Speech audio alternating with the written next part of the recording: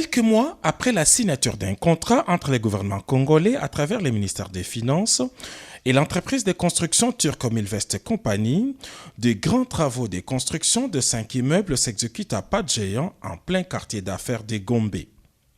En seulement 90 jours, de grosses œuvres sont sorties des terres dans l'espace compris entre le ministère des Affaires étrangères, l'Athénée de la Gombe et le palais de justice.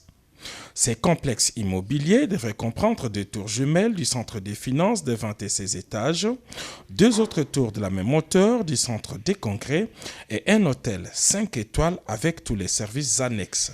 C'est pour se rendre compte de l'évolution des travaux de ces immeubles modernes que le président de la République, Félix-Antoine Tshisekedi Tshilombo, a effectué ce mardi en début de soirée une visite d'inspection sur place.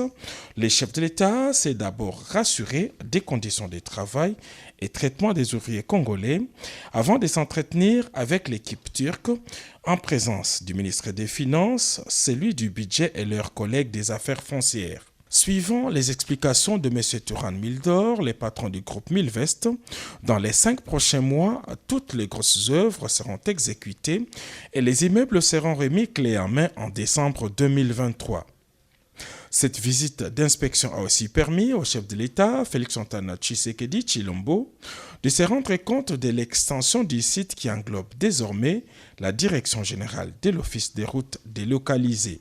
Avec ces deux tours jumelles d'architecture moderne et futuriste, le centre des finances de Kinshasa abritera entre autres les cabinets du ministre des Finances, celui de son collègue du budget et plusieurs services relevant de ces deux institutions, le tout à un jet de pierre de la Banque centrale du Congo.